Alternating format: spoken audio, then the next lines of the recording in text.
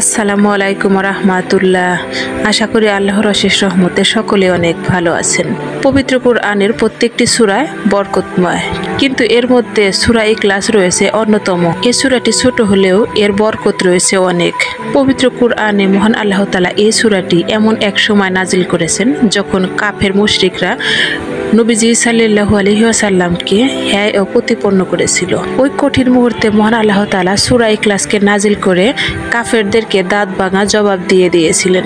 এই সূরার মধ্যে রয়েছে মহান আল্লাহ তাআলার একত্ববাদের সুস্পষ্ট পরিচয়। এছাড়াও এই সূরা যে ব্যক্তি নিয়মিত পাঠ করবেন, মহান আল্লাহ তাআলা তার জীবনে অপরিবর্তনীয়ভাবে পরিবর্তন এনে দেবেন।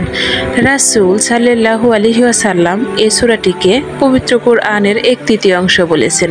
প্রিয় দর্শক, আজকের ভিডিও থেকে আমরা জানব মাত্র 41 দিনে সূরা ইখলাসের আমল করে কিভাবে ভাগ্য পরিবর্তন হতে পারে। ভিডিওটি খুবই গুরুত্বপূর্ণ হতে যাচ্ছে, স্কিপ না করে সম্পূর্ণ ভিডিওটি ধৈর্য সহকারে দেখতে থাকুন। কুল হু আল্লাহু আহাদ, আল্লাহর একত্ব স্বাধীনতা মহিমা ঘোষণা করেছেন।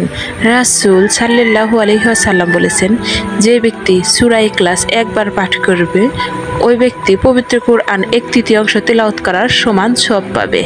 হাদিস সহিহ মুসলিম। সূরা ইখলাসের বরকতে হৃদয়ে প্রশান্তি আসে, মানসিক অশান্তি, হতাশা, দুশ্চিন্তা দূর হয়, রিজিকের দরজা খুলে যায়। যারা রিজিক নিয়ে চিন্তিত, আল্লাহ তাআলা তাদের জন্য রিজিক সহজতা করে দেন।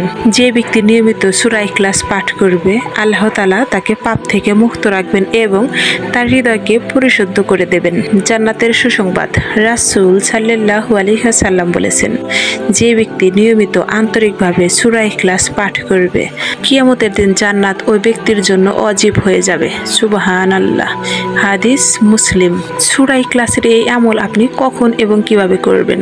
প্রতিদিন ফজর অথবা ইশারের নামাজের পর 41 বার করে পাঠ করবেন। এরপর আপনি মন খুলে মহান আল্লাহ তাআলার কাছে দোয়া করবেন। আর সূরা ইখলাস পাঠ করার আগে এবং পরে 3 বার করে ইস্তিগফার পাঠ করবেন।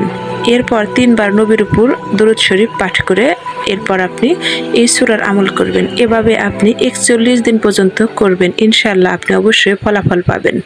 আপনি দোয়া করবেন আপনার রিজিকের জন্য, আপনার অশান্তি পেরেশানি দূর হওয়ার জন্য, আপনার বিয়ে হচ্ছে না বিয়ের জন্য, আপনি অসুস্থ আছেন আপনার অসুস্থতা দূর করার জন্য মহান আল্লাহ তাআলার কাছে দুহাত তুলে দোয়া করবেন।